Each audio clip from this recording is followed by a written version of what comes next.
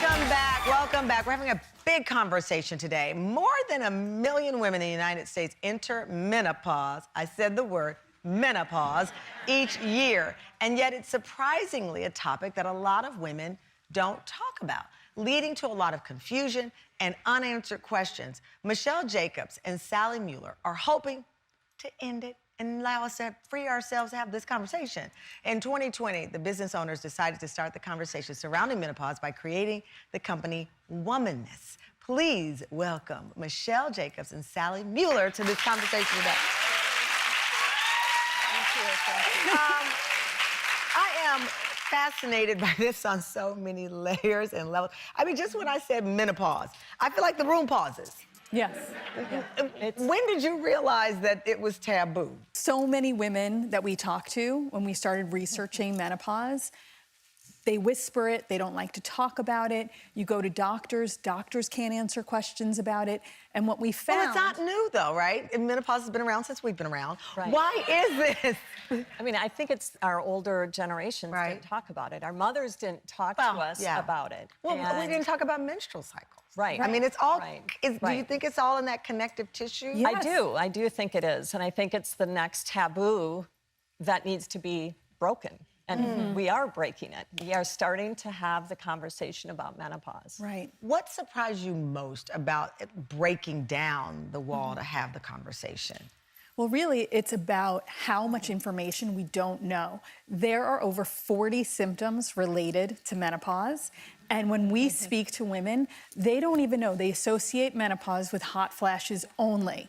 And they have no idea that it's weight gain, hair loss, libido issues, a lot of issues around libido, bone health, brain health. And so the fact that we don't talk about it means that women aren't educated on their own bodies. And also, we're not treating it, right? Because if you don't talk about it, you don't also talk about treatment. I remember having a conversation with a friend, and we were watching an episode of a sitcom where the character was going through menopause, and she was being treated with sweet potatoes. And there we are Googling, does sweet potatoes help with menopause? And I'm like, I'm getting advice on this topic from a character on a TV show. Right. Because we don't have the conversations. Right. And I think a lot of the doctors are not trained in menopause in medical school. Really? Yes. Absolutely. I mean, I think that's starting to change, but that's what we've heard, is that it's just not a common, you know, class or a series of classes that they should take. I don't think you can accomplish that in one class. Well, no, I mean, it really needs, I mean, as Michelle said, there's so many symptoms. Right. And we really want women in their 30s to learn more about menopause. Right. It's so important to be prepared for it. Well, to that point, though, you want women in their 30s to start having the conversation. So much of it is a negative, or positioned as negative. You're getting old, you're not desirable, it's the end, you know. Yeah. You're not a woman, you know, anymore.